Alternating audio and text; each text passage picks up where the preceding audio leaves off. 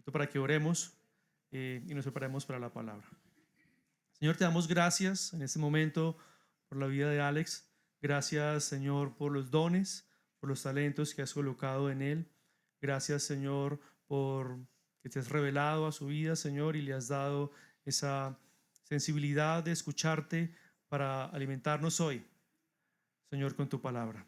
Pedimos en el nombre de Jesús que tú lo uses en este tiempo, que sus palabras sean tus palabras, Señor, que lo que hoy se predique, Señor, sea lo que tú has establecido que nosotros necesitamos escuchar. Nos disponemos, Señor, para que la palabra tenga un efecto transformador en nuestras vidas, Señor. En el nombre de Jesús. Amén. Amén. Buenos días, amada iglesia, ¿cómo están? Bien. Yo creo que no voy a necesitar esta Biblia. Ok, me alegra mucho estar acá. Esta es creo que es mi cuarta oportunidad predicando en el redil de Belén. ¿Se escucha bien? Sí, se escucha bien, ok. Perfecto. Es mi cuarta oportunidad. Yo recuerdo haber estado 2 veces en Aviva, recuerdo haber estado una vez en un salón de banquetes al lado del Centro Comercial Los Molinos. No sé si recuerdan algunos. Y bueno, y hoy tengo el privilegio de estar acá delante de ustedes, viendo la hermosura de fruto que la vid verdadera les ha concedido. Porque esta sede es eso, un fruto.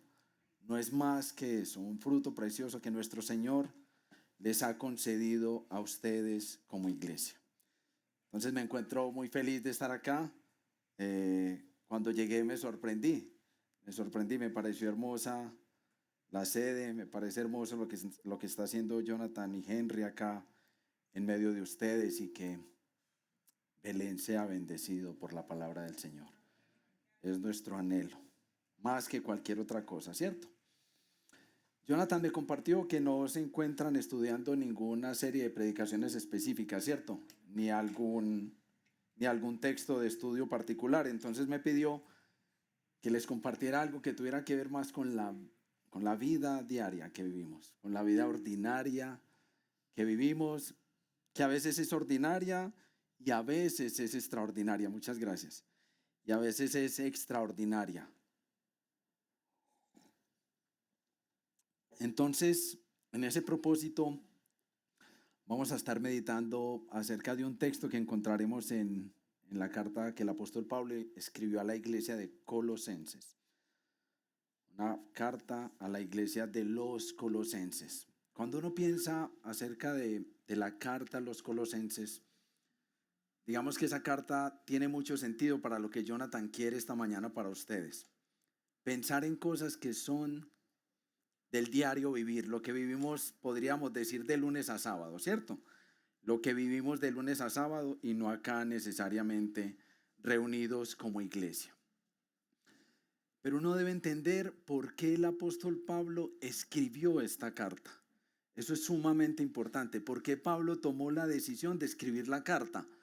A veces Pablo escribía las cartas por alegría, dando gratitud a Dios por la iglesia que se había formado, pero en este caso particular no es tan así. Y necesitamos pensar un poquito acerca de eso. Miren, la iglesia que había sido fundada por el apóstol Pablo en Colosas, en la ciudad de Colosas, estaba siendo influenciada y distorsionada. Su fe, la creencia en Jesucristo y en el Evangelio de nuestro Señor había sido permeado por distintas creencias del sector. Y esto por una razón específica. Miren, la ciudad de Colosas es lo que hoy conocemos como el lado oeste de Turquía. Está ubicado en esa región, en el lado oeste de Turquía. Y ese sector de Turquía o Colosas en la época era un punto de conexión importante de comercio entre Oriente y Occidente. No sé si ustedes han oído que Turquía quiere ser europeo, pero los asiáticos dicen que debe ser asiático. ¿Han escuchado eso?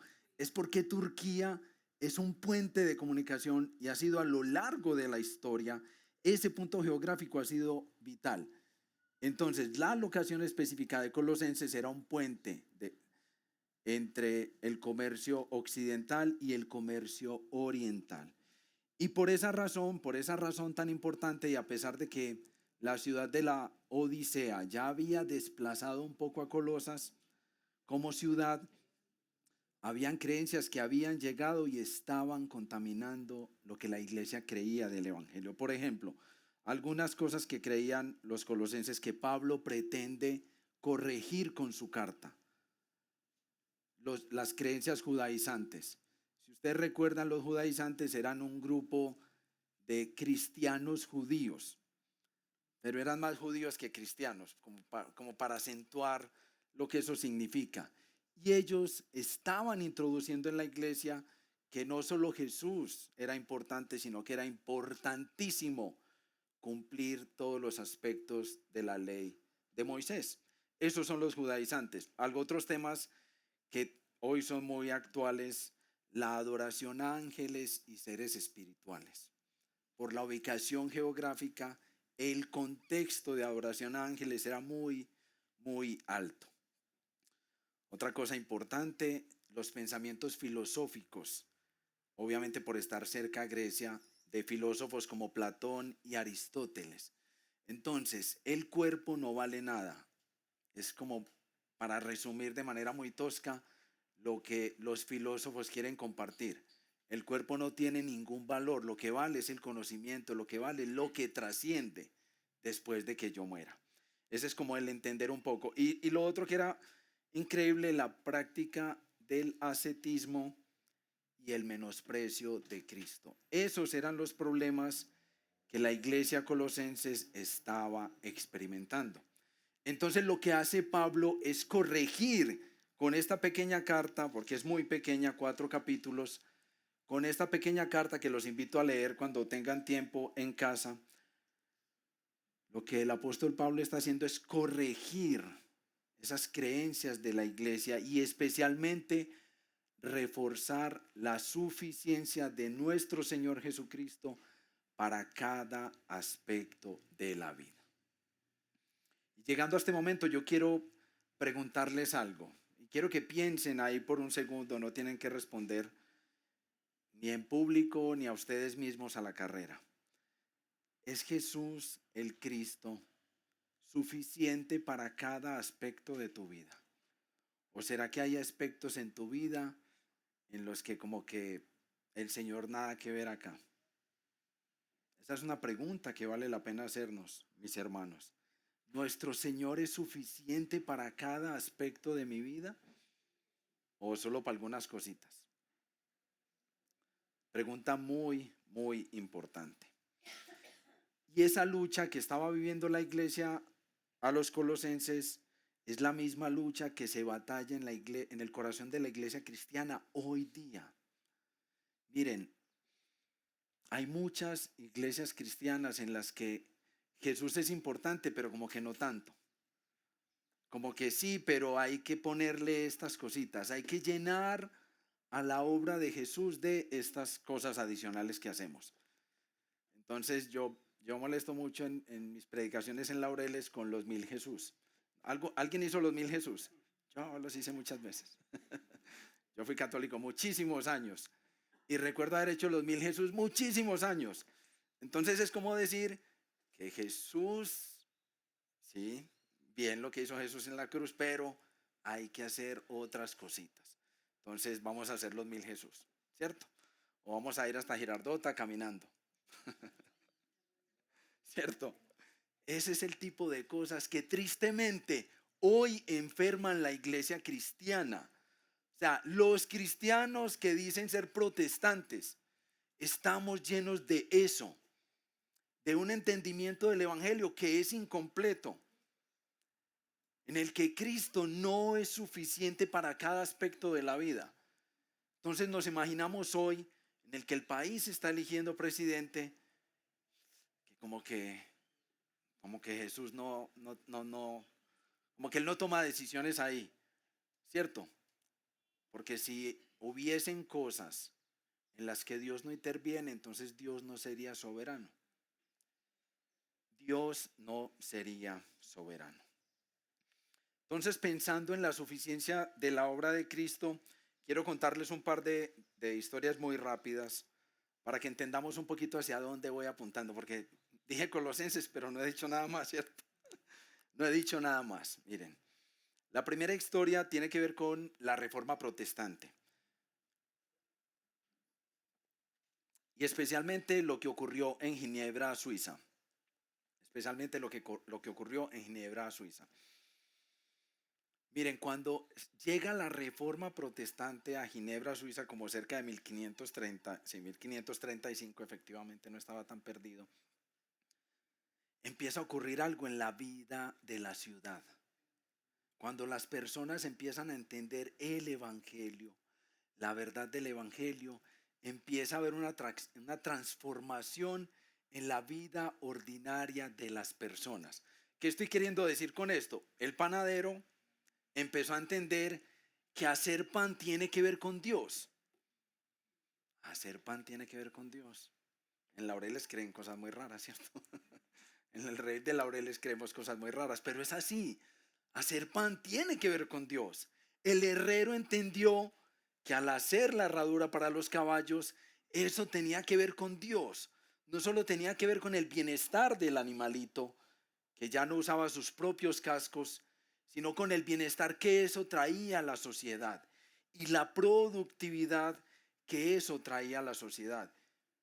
Y miren, en 1550, Ginebra específicamente era una ciudad que estaba conformada por clúster. ¿Alguien ha escuchado la palabra clúster? Estas como asociaciones gremiales, para ponerlo más paisa.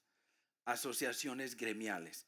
Entonces, los que producían entendían que adoraban a Dios produciendo y tenían una cadena de quienes le compraban. Y los que compraban o los intermediarios de quienes tanto se ha hablado, entendían que no tenían que subir el precio indiscriminadamente para explotar al consumidor. Ese es como lo que ocurrió en Ginebra. Esa es como la primera historia que les quería contar. La segunda historia tiene que ver un poco con mi vida. Yo tengo algunas carreras profesionales y en una de esas tuve el privilegio de ser oficial del ejército. Soy profesional en ciencias militares y fui oficial activo del ejército. Y estando de grado teniente, me enviaron a un pequeño corregimiento que se llama Estados Unidos. Si lo buscan en Google Maps, rápido no les aparece. Tienen que hacer mucho zoom al Google Maps, irse por allá al Cesar, buscar un municipio grande que se llama Becerril y después subir a la serranía del Perijá y por allá hay un pueblito que se llama Estados Unidos. Para que vea pues. Estados Unidos se llama el pueblito. A mí también me sorprendió cuando me dijeron, vas trasladado para Estados Unidos. Y yo, por fin voy para West Point. No, señor. El helicóptero llegó al César y yo, cambió mucho Estados Unidos. Cambió drásticamente. Pero miren, cuando yo llegué a este corregimiento y yo era encargado de una zona de operaciones en la serranía del Perijá, los campesinos literalmente nos aborrecían. Literalmente, esto fue 2000, creo que 2004. Creo que fue en 2004. Los campesinos nos aborrecían, hace ya un montón de años, ¿cierto? O sea que sí soy anciano, no crean que no lo soy. Eso fue en 2004. Cuando yo llegué, los campesinos nos aborrecían y el casco urbano era unas callecitas, tal vez con, yo podría decir 80 casitas tal vez, o tal vez un poquito menos, una iglesia católica muy bonita y el cura venía cada 8 días y una iglesia unitaria. Y yo jugué mucho billar con ese pastor y hablamos mucho con ese pastor de la Trinidad, mucho hablamos de la Trinidad. Pero miren, la comunidad del sector aborrecía a los militares. Y cuando yo trataba de entender por qué, si se supone que para lo que yo fui formado era para hacer el bien y para que la gente se sintiera cómoda, pues me di cuenta de la explotación de la que habían sido víctimas. Y recordé parte de la historia triste de nuestra nación en la que el Estado cometió crímenes contra personas, ¿cierto? Pero lo que les quiero contar no es eso. Yo estuve en ese corregimiento y en toda esa zona de operaciones, tal vez 8 meses creo. Cuando yo llegué, el pueblo estaba completamente abandonado, habían como 5 familias nomás. Y los fines de semana bajaban todos los campesinos de las veredas y pasaban de sábado a domingo normalmente. Entonces, como las casas estaban abandonadas completamente, yo cogí una de esas casitas para dormir. Y yo empecé a trabajar con la comunidad del pueblo. Yo recuerdo que ahí no había escuela, entonces le sequé el cerebro al alcalde de Becerril, el pueblo del que depende este corregimiento, para que mandara una profesora. Envió una profesora, mientras ella llegaba yo le enseñaba a los niños a escribir, les enseñaba a leer. Yo no me dediqué a ser militar, yo me dediqué a ser una persona que estaba preocupada por ellos. Y con los campesinos hacía exactamente lo mismo. Mi interés era la gente.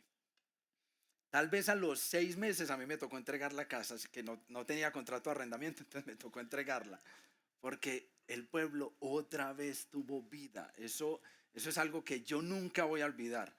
Llegar a un corregimiento en el que habían 4 o 5 familias, a tener un corregimiento en el que había vida, todas las casas ocupadas, la gente preocupada por el parque del corregimiento, por cuidar su calle.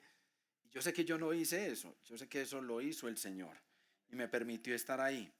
Pero la pregunta que quiero hacerles antes de leer nuestro texto de estudio es,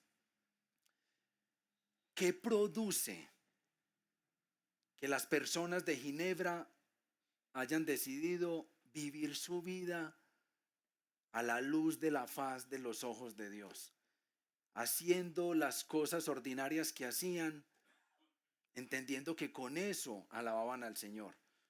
¿O qué produjo en mí que yo me preocupara de manera particular por estas personas? Y no solo me preocupara por lo que me gustaba mucho, que era entrar en combate. Me gustaba muchísimo y lo hacía muchísimo. Pero yo estaba más preocupado por la gente que por esto. Y eso me dio mucho más resultado.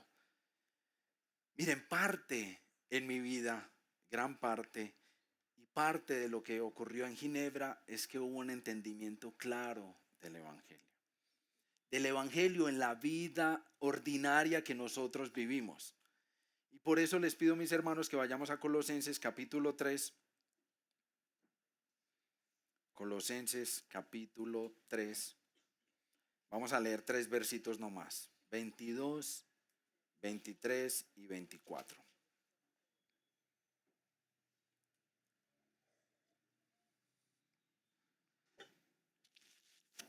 Y yo voy a leer en beneficio de todos.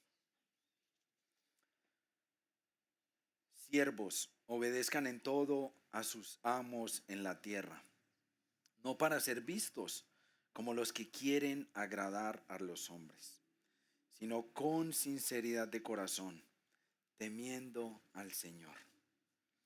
Todo lo que hagan, háganlo de corazón, como para el Señor y no para los hombres, sabiendo que del Señor recibirán la recompensa de la herencia. Es a Cristo, al Señor, a quien sirven. Qué belleza, ¿no? qué belleza. Yo no voy a ser capaz de decir todo lo que quisiera decir en esta mañana porque me parece abrumador que el Señor haya considerado esto al inspirar al apóstol Pablo. Oremos para que el Espíritu Santo esté en medio nuestro y sea Él, como lo dijo nuestro Señor Jesucristo en el Evangelio de Juan, sea Él quien nos revele la verdad y nos recuerde todo lo que nuestro Señor nos ha enseñado. Bendito Padre, yo te doy gracias por el privilegio que nos das de ser tus hijos, Señor. Gracias porque esta iglesia que se reúne en esta casa es tuya, porque tú la has apartado para ti, porque tú la compraste con un precio altísimo. Gracias por nuestro Señor Jesucristo, quien fue obediente en todo. Y por tu Espíritu Santo, del cual tengo la certeza que está en medio nuestro, Señor. Y te ruego, por favor,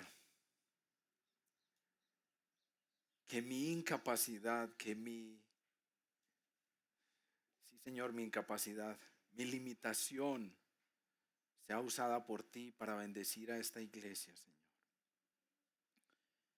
Que mis hermanos con quienes compartiré la eternidad y quienes nos visitan hoy, Señor, sean bendecidos por el poder de tu palabra. Que bendito seas, Señor, por los siglos de los siglos. Amén. Bueno, mis hermanos, a este estudio o a esta predicación la he titulado Renovando nuestro entendimiento del llamado vocacional. Y para abordar el estudio lo he dividido en 3 puntos. El primero es: haz con excelencia aquello para lo que fuiste llamado. El segundo es: recuérdalo. Tu llamado proviene de tu Señor. Es a Él para quien trabajas. Y el tercero: tu recompensa proviene de quien te llamó. Pero de manera rápida, porque ya me he tomado mucho tiempo, de manera rápida hay que entender de dónde proviene el trabajo, ¿cierto? ¿Por qué? ¿Por qué nos tenemos que levantar a trabajar? O sea, ¿por qué hay que en la tarde planear todo lo que hay que ir a hacer mañana a la oficina, en mi caso particular? ¿Por qué? Porque no me puedo quedar en la casa carrasqueando la guitarra o jugando Play o viendo Netflix. ¿Por qué? La respuesta nos la da la misma Biblia. Cuando uno ve Génesis capítulo 1, verso 1, lo que se encuentra es con lo siguiente: en el principio Dios creó los cielos y la tierra. Eso literalmente a mí me vuela la cabeza. Que lo primero que Dios haya considerado al inspirar a Moisés es que nosotros viéramos en Dios el ejemplo del trabajo. Eso es más que increíble. Esta hermosura de ciudad que nosotros tenemos, este planeta precioso que habitamos, no salió de la nada. No es que que nada es capaz de producir de manera espontánea, empujó a un átomo y el átomo armó toda esta hermosura que tenemos acá. No, la Biblia es clara en expresar que es Dios quien creó los cielos y la tierra. Y eso es hermoso, eso es esperanzador para nosotros. Cuando uno piensa en la creación y piensen en lo más hermoso que a ustedes, lo que más les cautive de la creación, eso precioso que a ustedes les cautiva, lo creó Dios.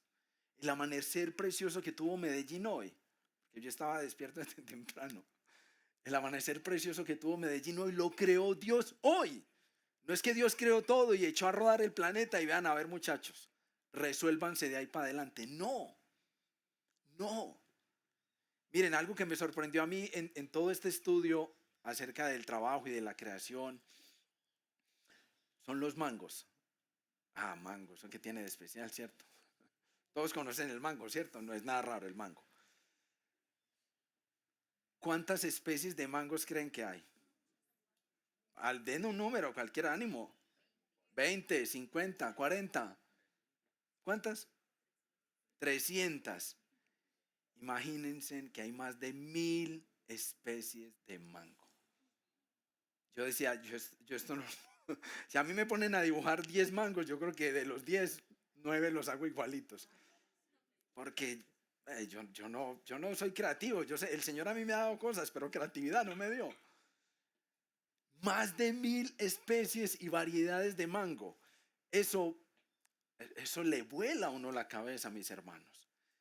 Eso le ayuda a entender a uno de manera simple que esto no pudo ser creado de manera espontánea.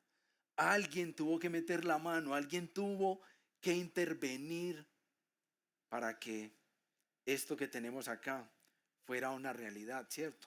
Pero lo más hermoso es que la Biblia misma es evidencia de que Dios no se dejó para sí el privilegio de trabajar. Dios no dijo, no, yo creo todo y solo yo puedo hacer cosas. No, Dios nos entrega, nos transfiere a nosotros el privilegio de trabajar. Y eso lo encontramos en el capítulo 2, en el capítulo 2, verso 15 de Génesis. Y dice, el Señor Dios tomó al hombre y lo puso en el huerto del Edén para que lo cultivara y lo cuidara. ¿Qué es lo que hizo Dios al poner a Adán y a Eva en el huerto del Edén para que cultivaran y cuidaran? Que trabajaran, ¿cierto que sí? No les dijo, siéntense como yo, cuando a mí los Simpsons me gustaban, porque ya lo dañaron mucho, hace muchos años, muchos años. Yo recuerdo un capítulo en el que Homero sueña que está en el huerto del Edén y él estira la mano y coge una fruta. Y estira la mano y coge la costilla de un marranito y le sale cocinada para comer y el marranito sigue perfecto. No, así no es, así no fue. Dios nos puso ahí para que trabajáramos la tierra, para que tomáramos una semilla y de esa semilla naciera lo que más les guste a ustedes, el mango. El mango. Naciera el mango, naciera el corozo, el coco, cualquier especie vegetal que nosotros consumimos. Entonces Dios no nos creó a nosotros para que estuviéramos quieticos ahí como esperando que el día pasara, no. Dios nos puso para que cultiváramos y cuidáramos su huerto. Él nos puso ahí como mayordomos, como administradores, como quienes crearíamos nuevas cosas. Este micrófono que yo tengo acá no lo creó Dios, pero sí lo creó Dios. Y qué contradicción tan rara, ¿cierto? Miren, recuerden que cuando Dios crea a Adán y Eva, dice que nos creó a su imagen y semejanza. ¿Recuerdan? Eso implica no que seamos dioses, por supuesto, ni mini dioses, ni nada por el estilo, aunque hay mucha gente que se cree mini dios de su área o de su negocio o de su familia. Pero no es eso, no es que seamos mini dioses. Lo que Dios hace es que nos da parte de sus atributos. La creatividad, el ingenio fue transferida de Dios a nosotros. Y por eso podemos tener estas cosas bonitas que tenemos acá. Por eso podemos tener esa pantalla. En el texto bíblico, Dios no dice que nazcan los LCD o bueno, eso debe ser LED, algo así. No. Dios lo que hace es transferirnos a nosotros esa responsabilidad. Pero por la caída de Adán y Eva, lo que Dios planeó inicialmente no es lo que es, ¿cierto? Y la consecuencia del pecado y el juicio de Dios sobre Adán y Eva trajo consecuencias que nosotros experimentamos hoy día en el trabajo. Y hay dos muy rápidas que quiero nombrar. La primera es que satanizamos el trabajo, ¿cierto? El trabajo es lo peor que pudo haber pasado. Y muchos, como yo, por muchos años, creemos que es que el trabajo lo hizo Dios como castigo, como dice la salsa. El trabajo lo hizo Dios como castigo. Y yo creí eso por muchos años. Después entendí que no es un castigo. Y lo segundo es que idolatramos el trabajo. Nosotros somos así, vea, extremo, un péndulo. Estoy aquí y después estoy allá. Así es el ser humano. Y esa es la consecuencia de la caída. Y por esa consecuencia de la caída es que nosotros necesitamos entender a la luz del Evangelio qué es lo que realmente significa el trabajo, qué es lo que Dios quiere y quiso siempre para el trabajo. Así que vamos a nuestro primer punto, ¿les parece? Haz con excelencia aquello a lo que fuiste llamado. Si leen el texto ahí rapidito, si lo miran en sus Biblias físicas, digitales, o en gafas de Google, si alguien tiene la Biblia ahí, en la gafa de Google. Si uno mira el texto, lo que vamos a compartir está amalgamado en todo el texto. No es como que el verso 22 o 23. No, el verso 22 dice esto, eso es cuando uno va a predicar, eso es lo mejor. Facilito, por aquí me voy. Pero no es así. En todo el texto está la información amalgamada completamente. Entonces, haz con excelencia aquello que fuiste llamado. Trabaja con integridad de corazón. Ahí hay tres cosas importantes que dice Pablo. Trabaja con integridad de corazón. Obedece en todo a tus jefes y hagas lo que hagas, hazlo de buena gana o hazlo de corazón. ¿Sí? Hazlo de corazón. Miren, yo sé que todos hemos sido víctimas y victimarios de el trabajo mal hecho, ¿cierto? Todos hemos sido víctimas y victimarios de si yo no hago bien mi trabajo, entonces las personas que dependen de lo que yo hago no lo pueden hacer tan bien, o si atiendo clientes, yo ahí he sido victimario, pero también hemos sido víctimas, ¿cierto? También hemos sido víctimas del trabajo mal hecho. Entonces lo que está diciendo Pablo acá, la invitación de Pablo es hacer con excelencia aquello a lo que hemos sido llamados. Y aquí es importante, el llamado vocacional tiene que ver con todas las artes, con absolutamente todas las artes. Esto no tiene que ver con un segmento específico de labores que se hacen en la sociedad que son más valoradas que otras, no. Esto tiene que ver con todo aspecto de la sociedad.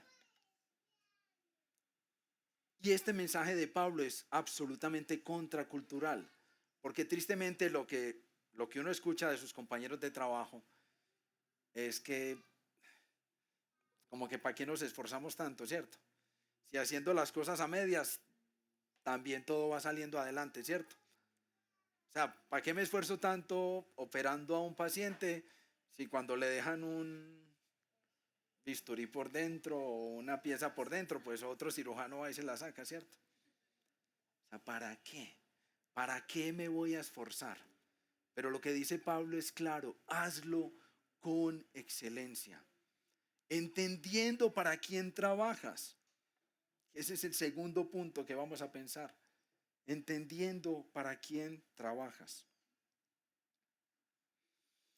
Miren, el evangelio es tan contracultural que la única, y permítame usar esta expresión por favor, la única religión del mundo que enseña lo que Jesús enseñó en Mateo 7:12 es el cristianismo. Miren, la mayoría de pensamientos filosóficos y religiosos alrededor del mundo enseñan que no le hagas mal al otro, ¿cierto?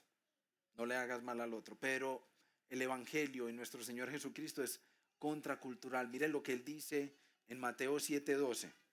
Así que todas las cosas que quieran que los hombres hagan con ustedes, así también hagan ustedes con ellos, porque esto es la ley y los profetas. Yo no diría, pero ¿cómo se te ocurre, Señor? ¿Cómo se te ocurre decirme que lo que yo debo hacer es procurar el bien del otro, sin importar que el otro se preocupe por mí o no? Porque es que lo que nosotros decimos es, si me tratas bien, yo te trato bien, ¿cierto? Pero si me tratas mal, yo te trato más mal. O sea, si tú me sacas un ojo, yo no te saco un ojo, te saco los dos. Y si no se me quita la rabia, de pronto te arranco una oreja o algo así. Lo que está diciendo nuestro Señor Jesucristo es absolutamente contracultural. Hazle a los demás lo que tú quieras que te hagan a ti. Y eso no tiene que ver con si el otro hace contigo eso. Tiene que ver con el mandato que hemos recibido de nuestro Señor, con el registro histórico en la Biblia. Pero eso es muy difícil. Así como es difícil obedecer a los jefes. No sé quiénes trabajan de acá, pero quienes trabajan tienen jefes o tienen clientes, si son empresarios. Y las dos caras de la moneda son muy difíciles. Muy difíciles. Entonces, ¿cómo pretende, Señor? ¿Cómo me dices que yo debo obedecer en todo a mi jefe?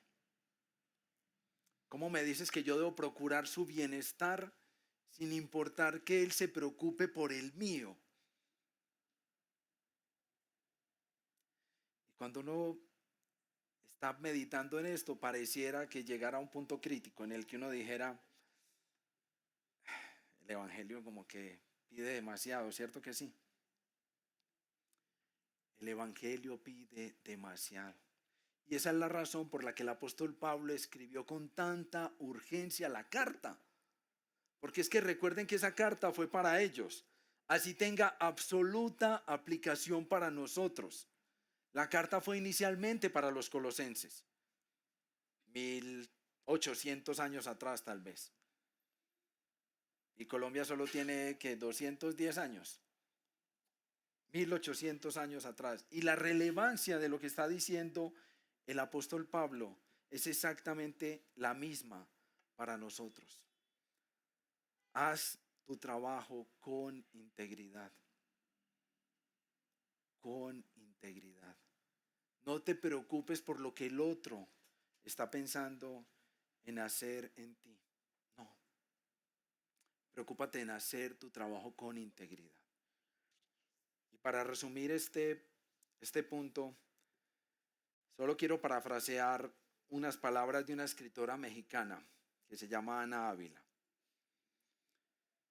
Y escúcheme con atención que ella lo dice mejor de lo que yo lo podría decir. Miren, cuando un abogado defiende al inocente, refleja el carácter justo de Dios. Cuando una madre arrulla a su hijo, refleja el cuidado del Padre perfecto. Cuando un conserje limpia una habitación, expresa que el Dios que diseñó el universo es un Dios de orden. Cada labor, remunerada o no, visible o privada, es una oportunidad de hacer resplandecer en el mundo la imagen de aquel que lo creó y lo sostiene. Tremendo, ¿no? Qué bello es encontrar gente que escribe muy bonito, ¿cierto?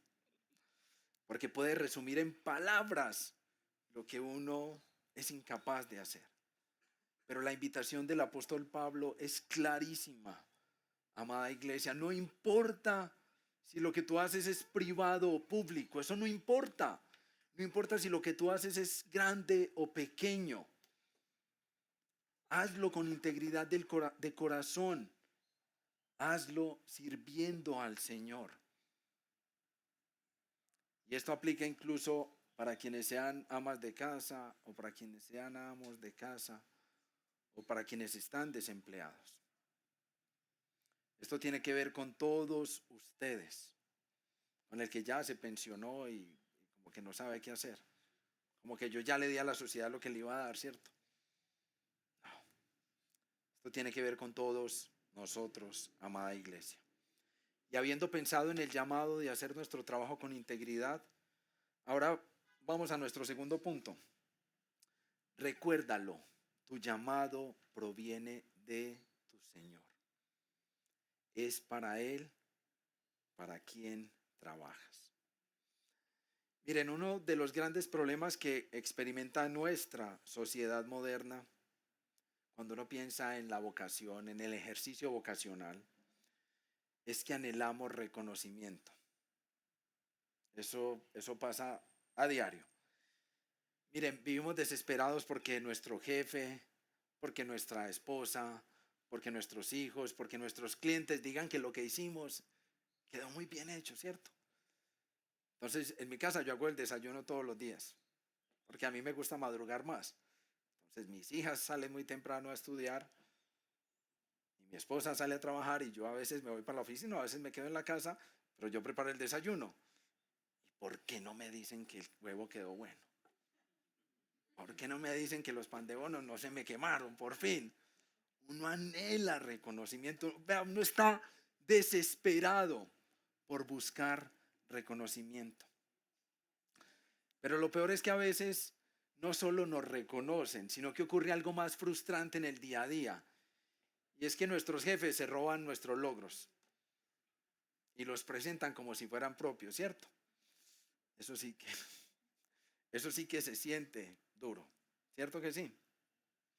Miren, hace un par de meses estaba fuera de la sede donde nosotros nos reunimos ahí en Laureles. Y yo madrugo mucho, cuando yo predico madrugo muchísimo. O cuando dirijo la alabanza madrugo muchísimo. Estaba como a las 6:15, 6:30 afuera, tomando el solecito ahí en la calle. Y esa zona de Laureles es muy silenciosa. Eso no se escucha nada. Yo vi de lejos unos perros haciendo bulla y una parejita que venían caminando. Sé que son pareja porque ella le decía amor. Y si no eran amigos, pues, pero amor. Miren, el Señor fue muy providencial en permitirme escuchar eso, porque a mí me pidieron hacer algo en un par de meses que tiene que ver con lo que escuché. Venía esta parejita hablando y la chica venía hablando duro. Y en ese silencio sepulcral de Laureles a esa hora, pues yo todo lo escuché. No es que sea chismoso, todo lo escuché. Obviamente paré la oreja, yo, ¿cómo? Esto me va a servir. Y ella venía diciendo, amor, por fin. Pero duro, duro mientras caminaba. Por fin mi jefe me reconoció. O sea, yo llevo años trabajando para él y por fin tuvo la delicadeza de decir que mi trabajo lo valoraba. Y esa chica lo expresaba como con como con una alegría, tristeza, no sé cómo decirlo, o sea, era como un sinsabor. Ya decía como que por fin, pero como que casi que no. ¿Sí entienden lo que les estoy queriendo compartir? Y eso, mis hermanos, lo que esa chica vivía, lo vivimos nosotros a diario. ¿Por qué? ¿Por qué nosotros nos enfrentamos a esa realidad tan pesada? Porque nosotros ciegos estamos pidiéndole a otro ciego que nos lleve por el camino de la afirmación. Entonces dos ciegos al hueco se van, ¿cierto? Entonces yo espero que mi jefe me afirme. Y a mí me ha pasado, yo espero que me diga que esto quedó muy bueno. Y mi jefe es gringo, pues gringo que vive en Estados Unidos. Ese tipo y de Filadelfia no me dice nada. Oscar, ¿cómo estás? Jefe, ¿viste aquello? Sí. Ya, no tengo nada que decir, no te gustó, no me dice nada. Y cuando yo busco ser reconocido en él, lo único que estoy encontrando es ¿qué? Frustración. Frustración. Yo me voy a ir de esta compañía, es que mi jefe, no, es que vean, solo me dice lo malo. Pero la invitación del apóstol Pablo es no solo hacer lo que hacemos con integridad de corazón, sino entender para quién trabajamos. Qué distinto es hacer lo que hacemos si reconocemos que lo que hacemos lo hacemos es para el Señor. O sea, si yo hago buñuelos para que la gente del barrio coma buñuelos ricos, pues cuido de que el buñuelo no tenga más almidón, de que no se me caiga el pelo al buñuelo. ¿Sí me entienden? O sea, y estoy pensando es en que eso lo hago para el Señor. Qué distinto es entender que esto no tiene que ver con la afirmación que yo recibo de otros, sino con el hecho de entender que es mi Señor Jesucristo, mi jefe. Y eso es lo que les quiero dejar, mis hermanos. Porque yo sé que muchos de ustedes, yo sé que la minoría de ustedes trabaja en la iglesia, ¿cierto? O trabaja en lo que se conoce un ministerio de tiempo completo, cualquiera que sea. La mayoría de nosotros lidiamos o con los hijos en la casa, o con los jefes en el trabajo, o con los clientes en el negocio. Ese es el día a día de nosotros. Y si nosotros entendemos que eso se trata, es de nuestro Señor y no de con quién interactúo, la manera en la que la sociedad se ve impactada, mis hermanos, es maravillosa. Por eso Ginebra fue lo que fue. Porque entendió que se trataba era de Dios. Entendió que el panadero hacía el pan era para el Señor. Y que el olor rico, el Señor, ¿de qué pan más bueno el que hace este muchacho? O el herrero, o el que reparaba los techos. Entendía que se trataba del Señor, mis hermanos. Entonces, a eso los quiero animar. A que entiendan, recuerden, que abracen esa verdad mañana o ahorita, si tienen que ir a trabajar ahora o tienen que ir al negocio ahora. Abracen esa verdad que es para el Señor, para quien trabajamos. Y el tercer punto para cerrar, mis hermanos, es tu recompensa proviene de quien te llamó. Este punto es uno de los puntos que podría generar mayor preocupación, ¿cierto?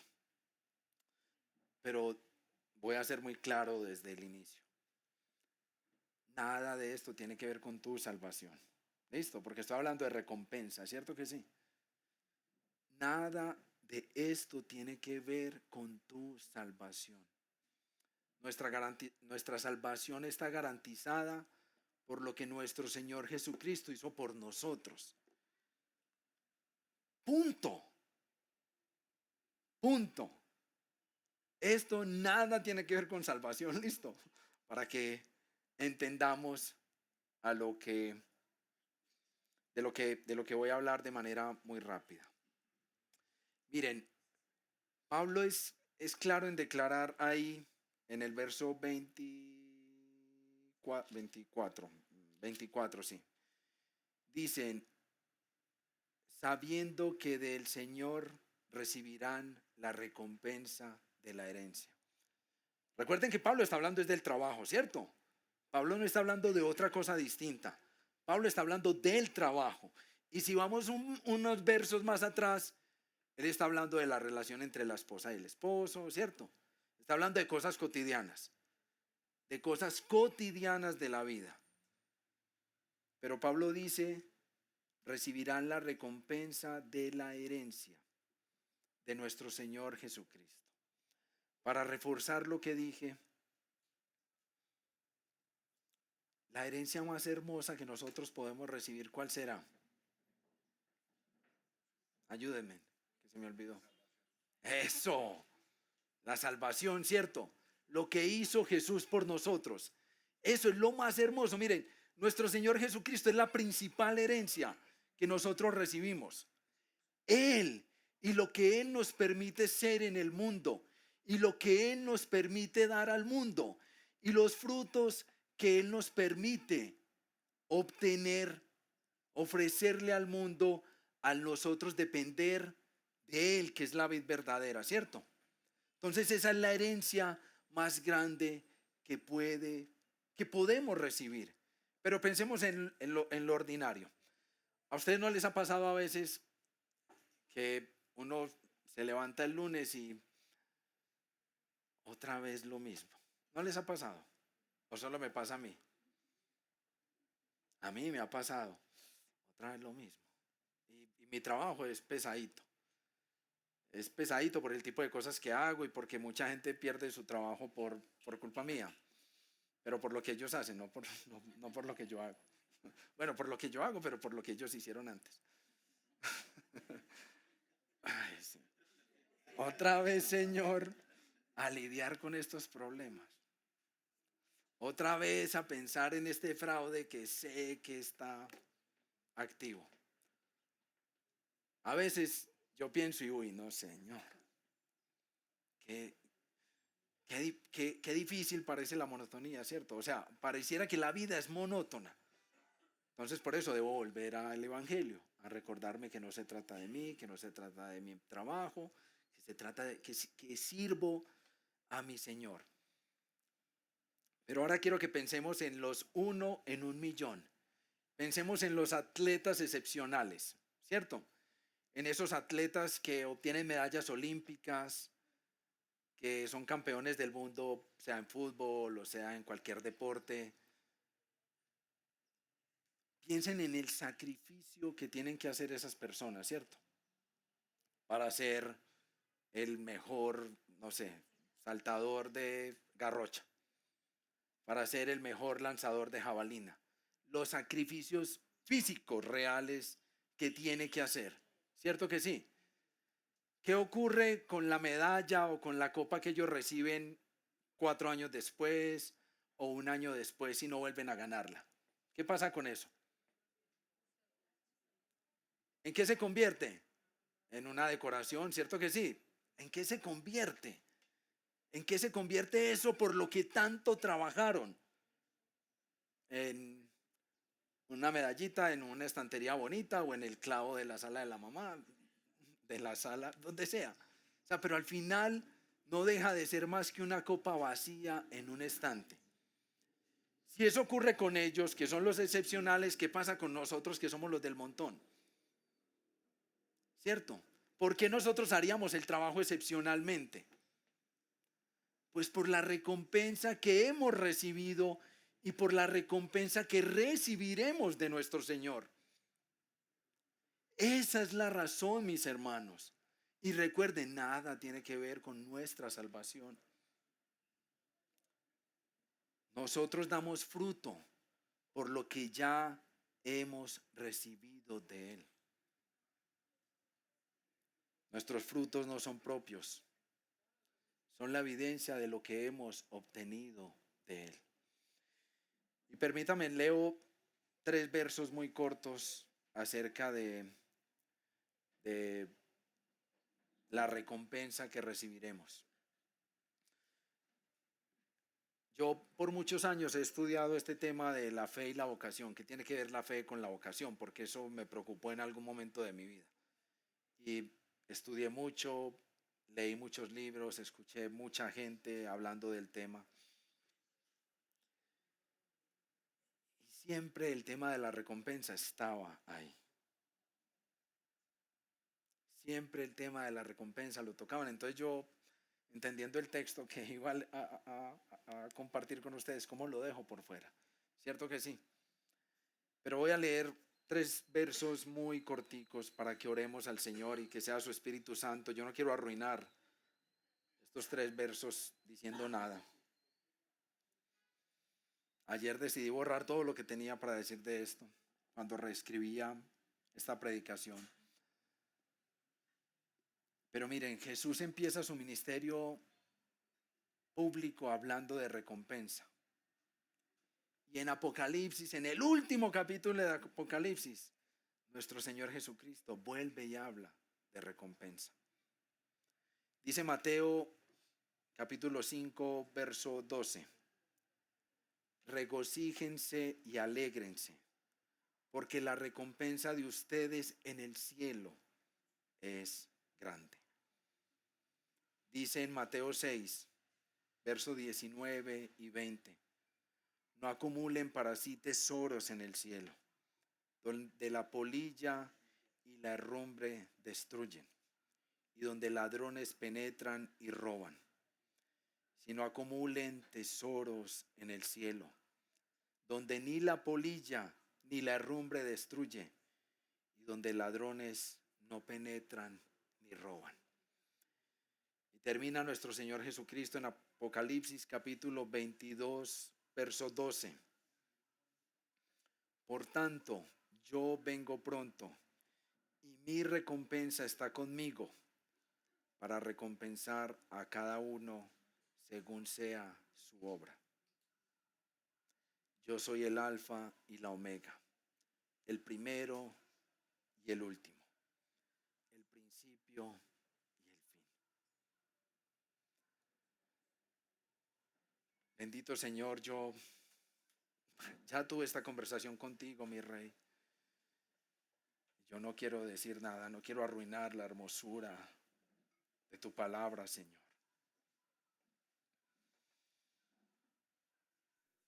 Mucho se ha debatido a lo largo de la historia, amado Rey. ¿Qué significa esta recompensa? Si ya hemos sido recompensados por ti al recibir a Jesús como nuestro Salvador, como lo cantábamos ahorita. Y al recibir al Espíritu Santo como aquel que nos anima, nos reconforta, nos redarguye, nos consuela. ¿Qué más podríamos esperar nosotros de ti, Rey? Pero tú has decidido hablar de recompensa, Señor.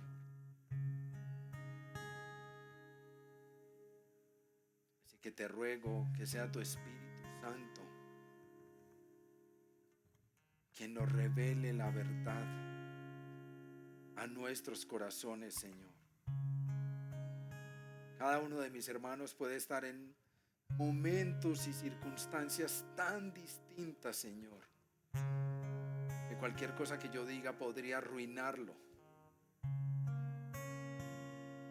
Así que clamo que sea tu Espíritu Santo, Señor, quien nos revele esta verdad. Tú sabes que yo mucho he soñado y mucho he imaginado las recompensas que podré obtener de ti. Pero gracias por rescatarme, Señor. Gracias por hacerme tuyo. ¿Qué más puedo desear yo en la vida que eso? Entender que sin importar lo que nos depare el futuro, tú eres nuestro Señor.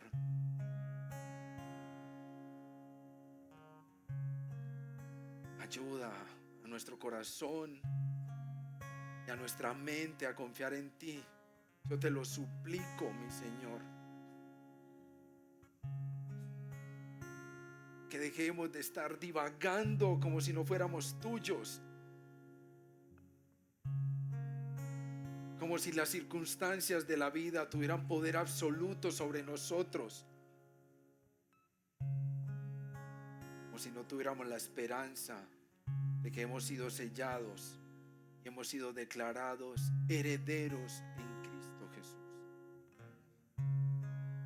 Yo te ruego por este puñado de tu iglesia, Señor, por esta iglesia local,